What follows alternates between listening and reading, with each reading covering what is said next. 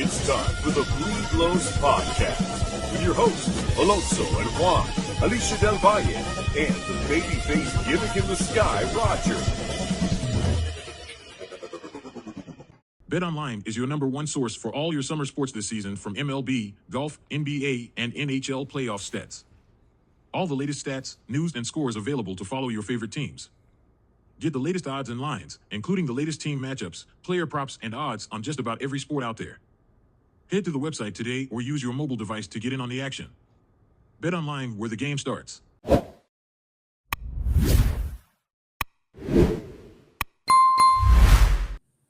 And we are back with another episode of the Bleed Lows podcast, a weekly rewind edition. Joining me on the show today is, former face who did the weekly rewind with me last week, Adrian Medina, and also coming back for his first time on this new segment, Dodgers beat writer Steve Webb. It's kind of cool to have the trifecta group of the website going strong right now with post-game coverage, Dodger analysis articles, and everything like that. But for the YouTube side of things, make sure that you're subscribing to the channel. Be sure to turn on the notifications because we got a lot of content coming up for the rest of the Dodgers homestand. And then the inevitable drop of the Andy Pages interview will be coming soon in the next day or two. So be on the lookout for that. Probably the hottest Dodgers rookie right now, who's pretty much taken the nation by storm. So you want to be sure that you catch that interview. It's a really good interview.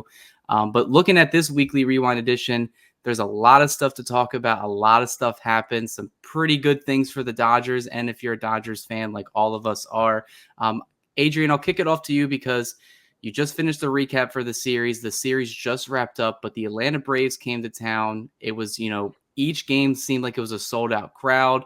The fans were into it. The teams themselves were into it.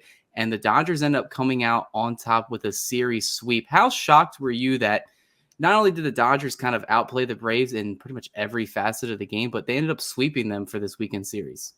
Yeah, I was expecting the Braves to at least get one. I thought they were going to get that first, the Friday night game. But I mean, I was watching the games at home and I could feel how electric the fans were all weekend. I mean, it was just a great series.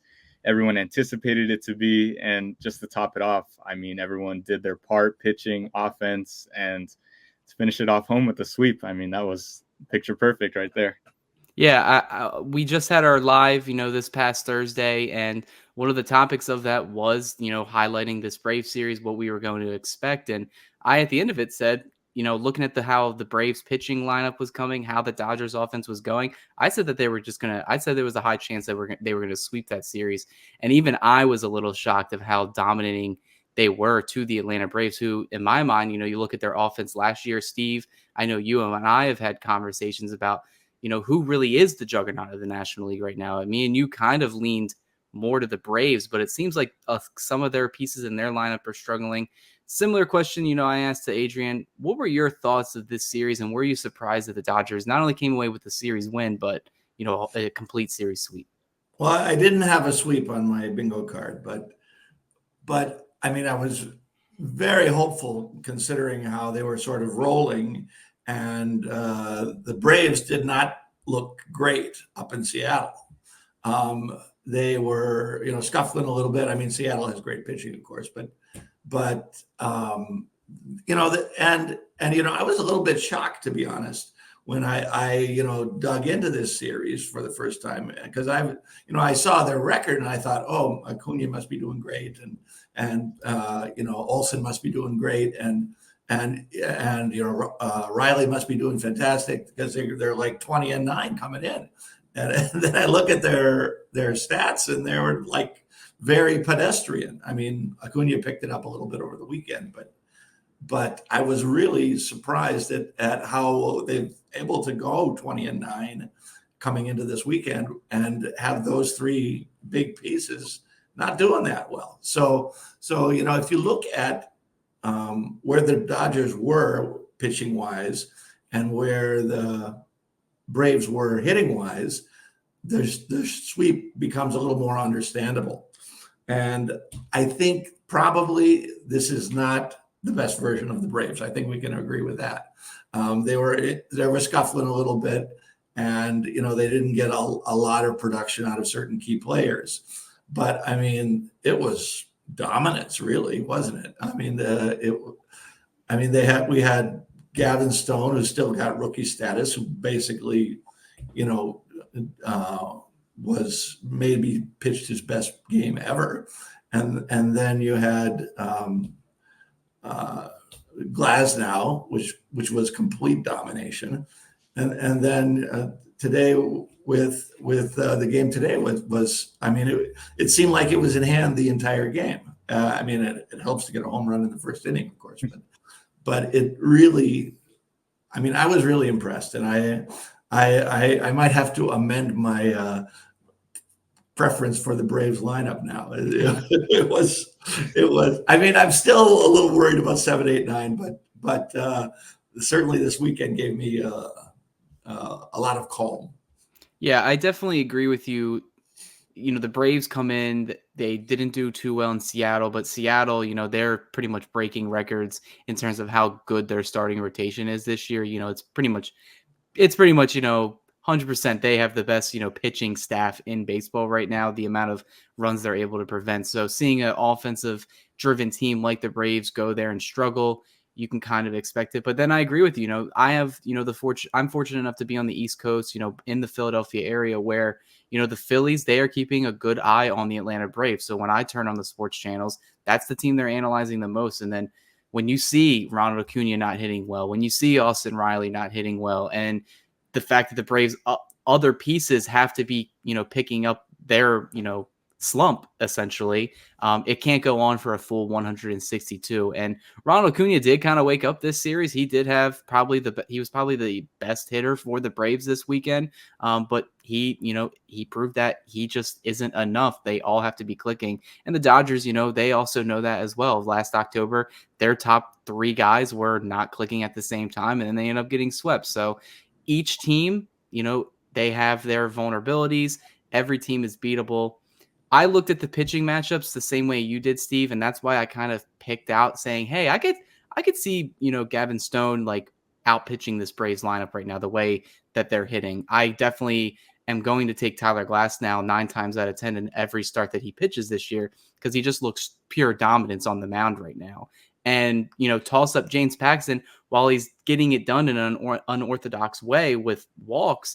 I still see his ERA, and the team seems to be winning most of his starts. So I said, hey, that's a really good 3 trifecta that can go against this Braves team right now and the way they are, not at 100%. So yeah, and without Spencer Strider, the Braves look a lot more beatable than with him. Yeah, I would say they are a lot more beatable. And I'm kind of having the debate in my head that I'm kind of interested. You know, obviously we know the Dodgers, they still have to play regular season games. But Adrian, when you look at the outlook of the National League, what team frightens you the most? Is it still the Braves? Or, I mean, I live, like I said, by Philadelphia. The Phillies are playing really good baseball right now. Yeah. I've been noticing that too a lot more. Of course, coming into the season, I was very skeptical of how the Dodgers were going to fare up against the Braves. And I know they're not at 100%. They're maybe at like 40, 50% at the most right now.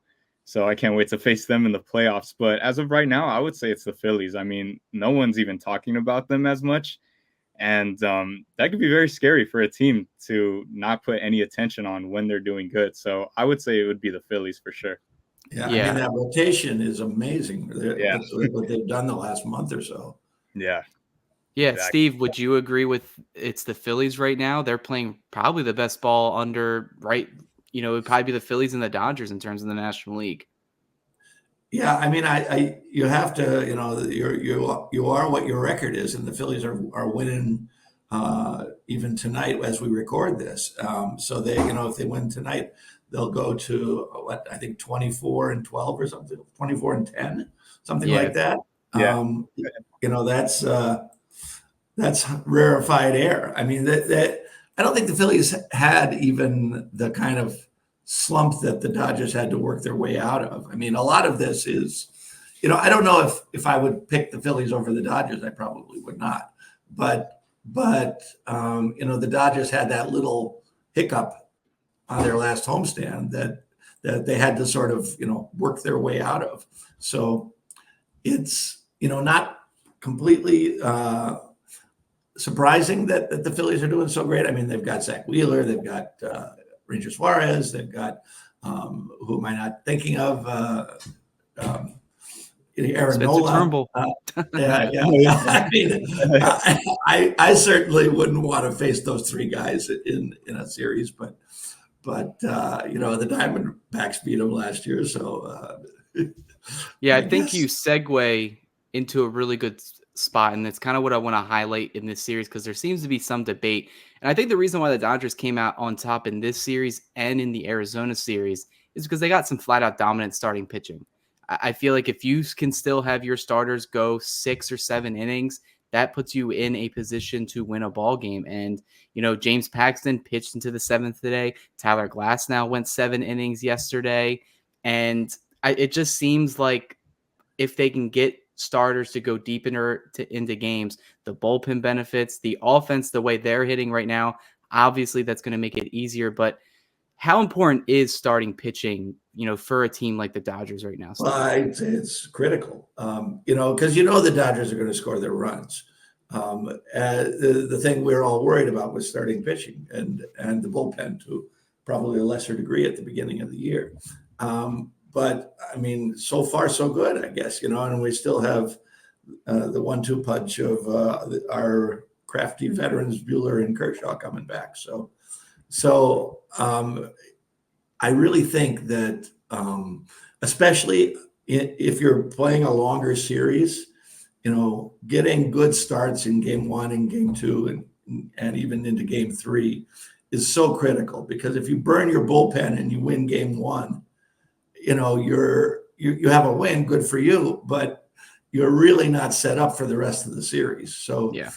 Getting 7 innings, I mean, if you can, start a series with Glasnow, get 7 innings out of him, maybe go to Yamamoto next, get 7. I don't know if Yamamoto will go 7. He's not, doesn't seem like he's built for 7 right now. Maybe at the end of the year he would, but and then you get another start from Buehler or Kershaw or whoever, then you're exponentially in a better situation than if you're have your starter go 4 innings in the first game. Yeah. And then Adrian, you and I, last week on the Weekly Rewind episode, we kind of touched on, how deep stars can go. It was also a hot topic on our most recent live on Thursday, where it seems like there's just so much debate about where some Dodger fans want Tyler Glasnow to be. I find it fascinating. Obviously, he does have the extra start compared to some other National League pitchers, but he actually leads the inning in not only strikeouts, but innings pitched. And I said within my friend group, I was like, if that season ends, if he's at, the top of innings pitched in baseball, I don't think anybody could have predicted that. In the terms of how he's pitching and going deep into ball games, are you okay with the Dodgers not exactly pushing Glasnow, but allowing him to go deeper into ball games? Yeah, I actually like how Dave Roberts is kind of managing his innings, and I feel like a thing that's not being talked about is the innings or the pitches that he throws in innings. I mean, as of recently, it feels like he throws more or less than 15 pitches an inning. So, I mean, if you can get that for 4 straight innings, then yeah, let him go 7, 8. I mean, he's been built for that. But I mean, I wouldn't be too worried about Glasnow right now, especially the stride that he's in. So that's why I don't think he's gone over 100 pitches. Yeah, only once. One time. Oh yeah, yes, time. only once. But still, even in that start, I mean, he seemed pretty good. Like he can go another inning. But yeah, I feel like right now he's in a good stride, and I think he knows when to stop too. Yeah, yes. and really, it's the pitch count is much more important than the up downs. I think that if you go 7 innings on 95 pitches, good for you, But if you're like James Paxton the last couple of starts before this good one, you're at 95 pitches in inning number 5. So it's really dependent on the pitch count. I think is much more than the number of innings pitched. I think a lot of the factor is people need to need to watch the game and see what his pitch count is at, because like I mentioned, he's only been over 100 pitches once, and I believe it was that twin start where he went 8 shutout innings, and Mhm. he's actually averaging only around 91 to 90 like 4 pitches per game. It's just he's finding different ways to get hitters out. One inning he may go like 15, 16 pitches, like Adrian mentioned, but then some of them he may just have an inning of like 4 or 5 pitches and he gets out of the ball game. And that's kind of how the Braves game was this past yesterday, where Yeah. the first 2 or 3 innings he was going 1-2-3, 1-2-3, and they were getting weak contact, some fly balls, and then at the end of the game is where he started gear it up and started throwing his 97-mile-per-hour fastball. So, Steve. Yeah, yeah, and if you look at WHIP, and I think WHIP is a very good stat because it really tells you how much pressure a pitcher's under. Which is, for those who don't know, is walks and hits per inning pitched. He's at 0.92. I mean, that's fantastic. That's elite level WHIP. Yeah. So I honestly, he was my preseason Cy Young pick. A lot of people, obviously, I know the injury history, but Tyler Glasnow himself, he said he knows his body. He said this is the best he's ever felt. This is the healthiest he's ever felt. And I think if the Dodgers, can get like 25 to 28 starts out of him and he can end the season, top 5 or 10 in innings pitched, he may very well be on his way to a Cy Young award. And, the Dodgers are reaping the benefits of this guy going into his prime, being healthy. And obviously, I know they want him ready and healthy for October. But like I've mentioned multiple times on the show and multiple times in my articles, he has to get the innings pitched first. Like, he has to get the reps. He has to get his body ready. And then once October comes, you hope everything is ready and he is ready to go above and beyond. And then that's when I'm saying, all right, if you want to have him give 110% like intensity in those first 4 or 5 innings and then go to the bullpen, that's fine, because that's different. It's the postseason. So, but in the regular season, just let the guy shove, especially I believe against the Braves. I think he went 7 innings on like 95 pitches or something like that. So that's just pure dominance, efficient. And I think that's just the type of pitcher Tyler Glasnow is. Yeah, and it's Absolutely. definitely exciting for fans to watch. I mean, even if you're there or watching it or just even hearing it, I mean, just him shoving in all of his past 4 starts have just been amazing to watch. And I remember saying when the season started, it was a wild take by many others when I said it, but I felt like the Tyler Glasnow acquiration was maybe second best to picking up Ohtani, just because of how level dominant that he was. And he showed a glimpse of that with his time in the Rays. And I just knew, like, man, when we picked him up like that, he's going to be a total game changer. And so far, I mean, he's been proving Well, it. I mean, it's almost axiomatic that everybody pitches better in Dodger blue, Yeah. right? I mean, if you look at like Tyler Anderson and numerous other examples that once they get on that mound in Chavez Ravine, they're a different pitcher than they were before. And Tyler Glasnow was already awesome before. Yeah. And so, this next level is not that surprising because of the way the Dodgers, coach their pitchers and work with their pitchers on timing and pitch selection and all that kind of stuff. So, yeah, I mean, I think both you and I, Cody, when we had our preseason preview, we said, we wouldn't be at all surprised if you got the Cy Young this year. Yeah, I think we can all be in agreement. This is the Tyler Glasnow fan club. All 3 of us were extremely high on the guy. Moving on to the next part, obviously we talked about the D-back series a little bit in our live, kind of going over the highlights of that. But Steve, I'm interested to see, they take 2 or 3 from Arizona. The first time they're visiting Phoenix since they got eliminated in last year's NLDS in embarrassing fashion.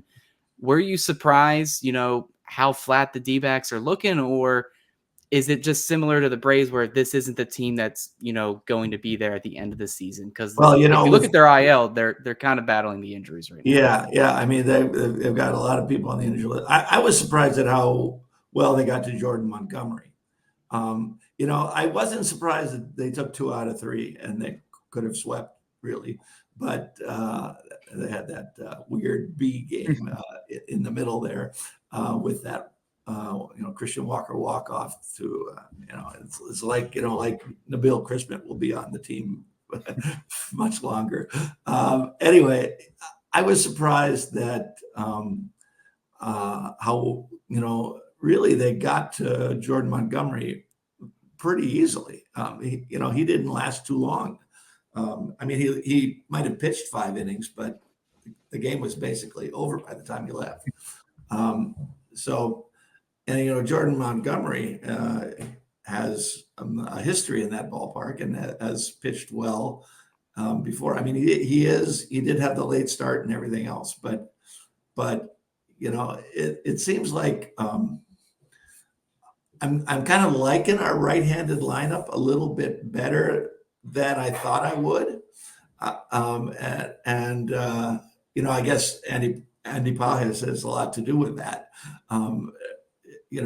Because the left-handers are kind of, between Lux and Outman, are not really delivering as they might be. So it's good to see the right-handed lineup doing a lot better, and they really got to Montgomery on that last game of the series.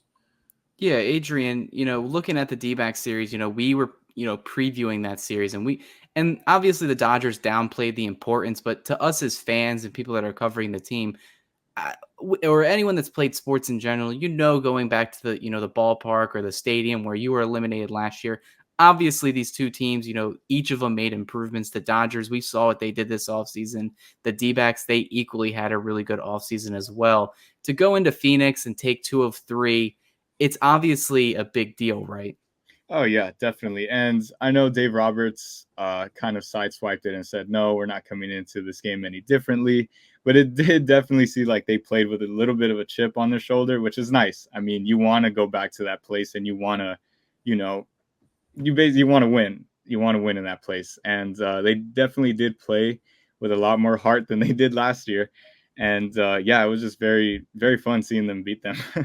Yeah, and I think of specific player that, I really want to highlight for these past, pretty much since he's been called up, and that is Andy Pages. He has been an absolute godsend for the bottom of this Dodgers order, where honestly, if he keeps playing the way he is, he may continue moving up in this order. He is ending up being an everyday player. He can play left field, right field, center field. He's got a cannon of an arm, and he just continues to get better every single day. Doesn't have any walks yet, but I love the approach with just being a free swinger, bat to ball skills, just get some base hits, get on base.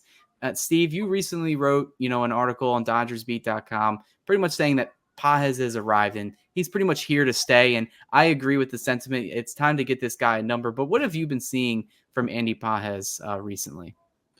Well, it's been very impressive. I mean, of course, he had a great spring, so none of this is that surprising because a lot of people were thinking, this Andy Pages, he's looking pretty good. When are they going to bring him up in the first place?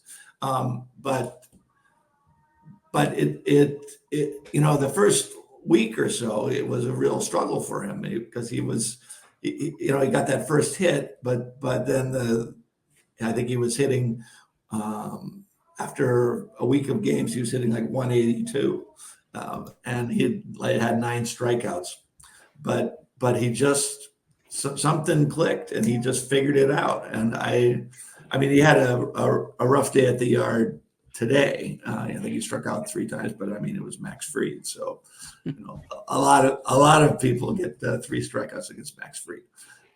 But I really think that he is kind of going to be a mainstay in this lineup. And, I don't know what's going to happen when Jason Hayward gets back, but it's going to be interesting what the brain trust decides to do, because obviously, sort of they've made this commitment to Hayward. And, as a left-handed bat, he certainly serves a purpose, but I don't know if, he can't really play center anymore. I don't think like Outman can. And so, I mean, and then, Chris Taylor, they're not going to get rid of him, I don't think. So, where is the fat in the lineup then in the outfield? I don't know. Yeah, you bring up a really big question that, I'll honestly shoot to you, Adrian. It is going to be a question soon. Chris Taylor is still struggling. James Outman, we've seen some highs, but it seems like he's really in his low spot right now, and he's not hitting the ball well either. And like Steve said, he is playing good defense in center field, but Andy Paz made a couple good plays in center field today as well. He So did. I think if Paz can continue to hit well and improve on defense day after day, what are the Dodgers going to make? What move are they going to make when Jason Hayward comes back? I know we mentioned it on the last recap that they might phantom IL Taylor, or yeah, it was Taylor, because of course they did commit to Jason Hayward, and like I said last time, that they want to have Jason Hayward kind of mentor Pages in the sense of when when the postseason rolls around. But yeah, definitely. I mean, now kind of Pages solidified his spot really in the everyday lineup, and he's only getting better. And I think the main thing that they're looking at really is his defense and how that's improving as well. So, I mean, the front office has a really difficult decision to make, because this is just another chess piece that is unexpectedly moving super fast now luckily in the beginning of the season. But I definitely feel some switches coming on Taylor's end.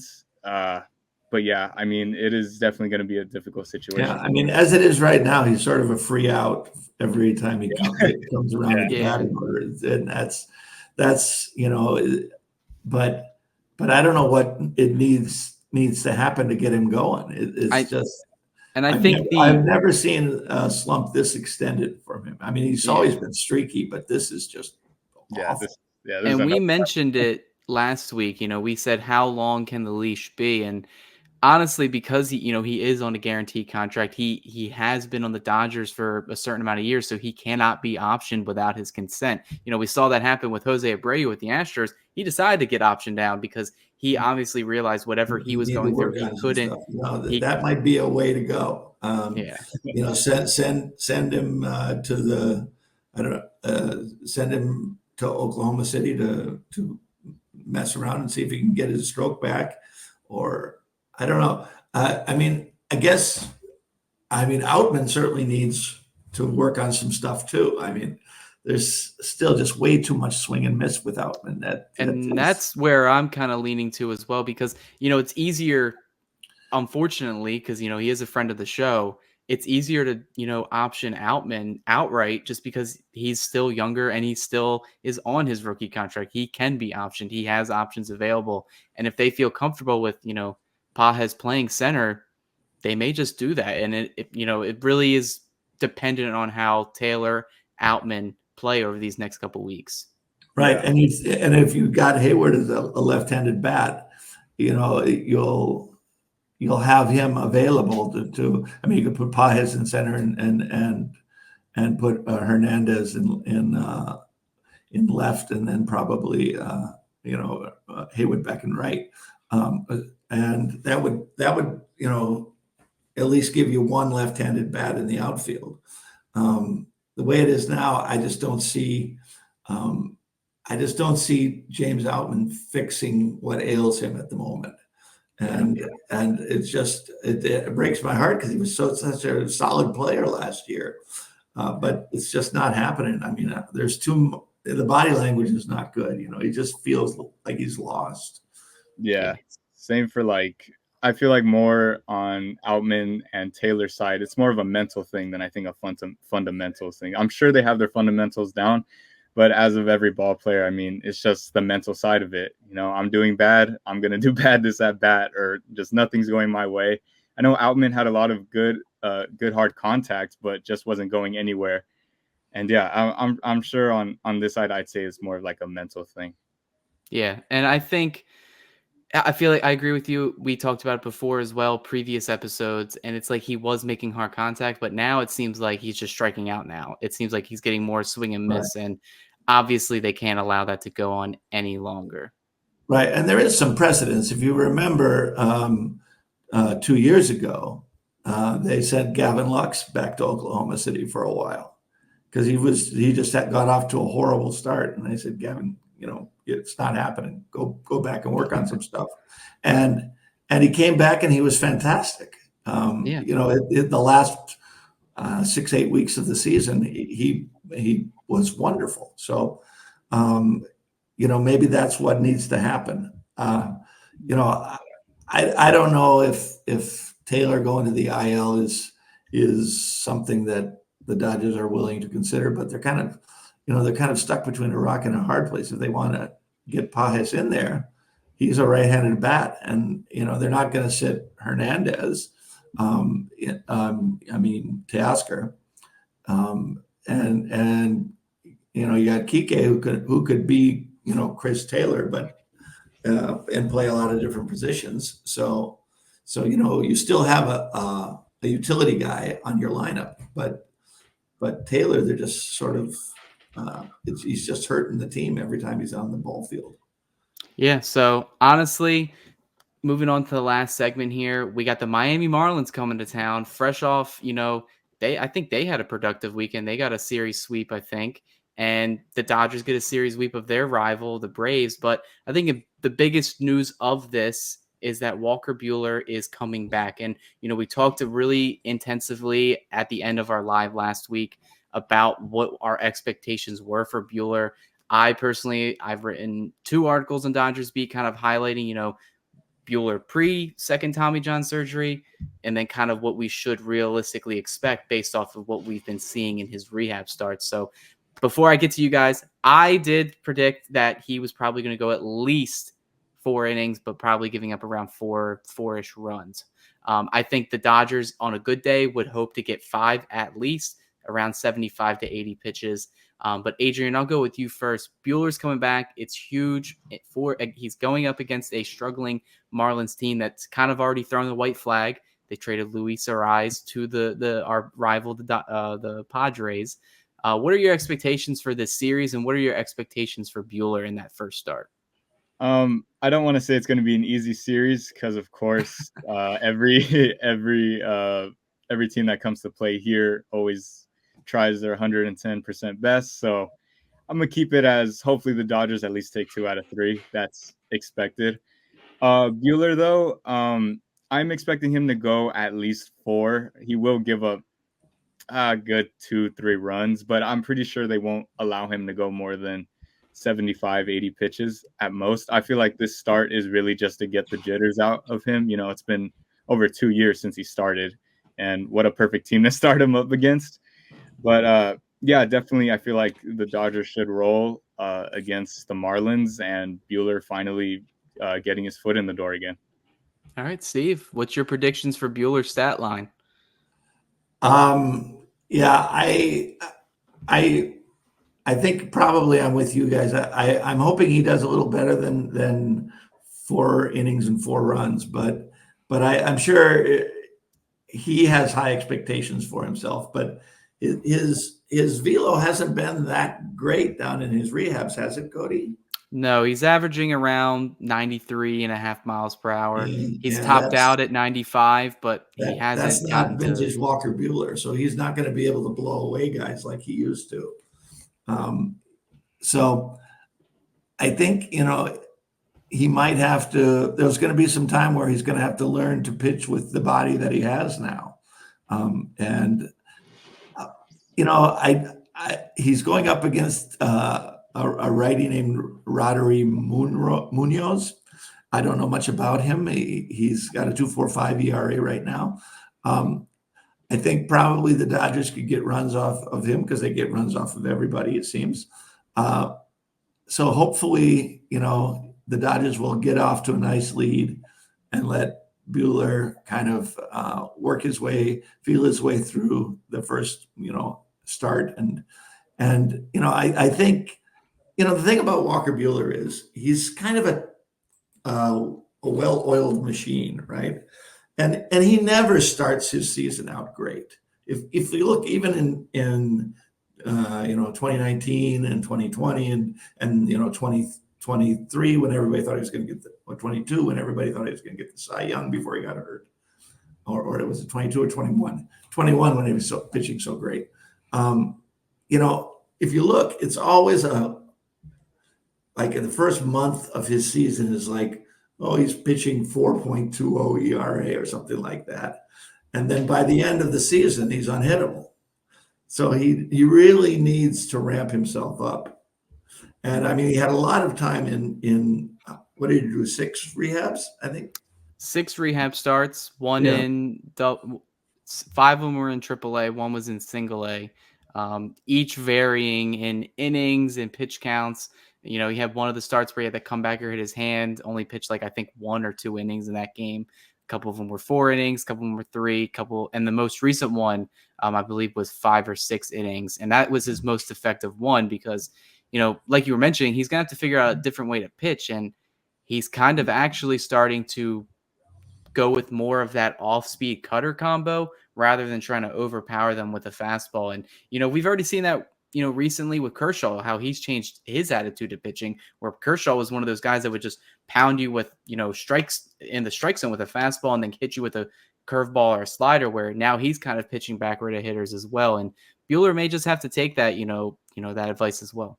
Yeah, definitely in the age of high heat and just pitchers throwing triple digits. I mean, I think he could very much utilize like his cutter, his knuckle curve, any off-speed stuff. Because, yes, he does still have, the gas, 94-ish he could top. But, I mean, once you mix in the off-speed stuff, I mean, he could be practically hittable if he knows his pitch selection. Yeah, and I think we can all confidently say as we begin to wrap the rest of this episode up that the Marlins coming into town, this is a team that the Dodgers should just take care of. They should sweep, but I thought the same thing of the Nationals, and the Nationals ended up taking off 2 out of 3 in LA as well. So I think the big thing is that the Dodgers need to treat this, one game at a time, one opponent at a time, and have the same mentality and go out there and hit. Still get your stat line. The offense needs to come out early, and at the end of the day, pitching, wins ball games. And I think the way this pitching's lining up against this struggling offensive Marlins team, it could be, a great series offensively for us and for the pitching staff as well. Right. One guy we haven't even talked about was Yamamoto and how great he pitched in Phoenix. So, he's going to be pitching against the Marlins. So I feel like there's a real strong start coming there again because, he's been lights out since he got back from Korea. Yeah.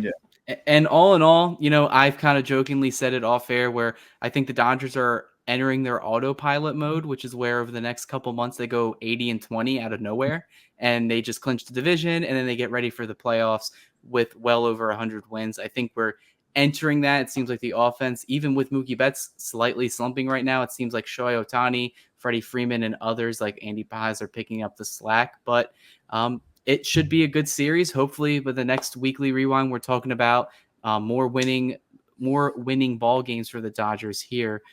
Like I mentioned at the start of the episode, before we get out of here, we do have a lot of stuff coming up. We will be covering the Marlins series, so be forward to looking for our pregame, postgame coverage there. We do have the interview with Andy Pajes that is coming out that Roger is currently working extremely hard to translate it for everybody. That way we can all enjoy it. And be sure to have the notifications on and subscribe and like the channel. Adrian, thank you for coming on for your second time. Steve, you as well. It's always good to have, pretty much the collective mind of DodgersBeat.com right now. And be sure to check out the website. We have articles pretty much posted every single day, post-game recaps. I've got an article about Blake Trinan that will be posted tomorrow morning. It was very good to see him pitch like he did today. So we're going to kind of unpack where he is and where he's been and what we can expect out of him because a healthy and effective Blake Trinan totally transforms his bullpen. Yeah, 100%. So we're looking forward to that article from Steve and pretty much anything else we got pumping out, whether it's on Dodgers Beat or the Bleed Los podcast. And we'll see you for the next one. Take care. Go Dodgers. This episode has been brought to you by BetOnline. The game starts here.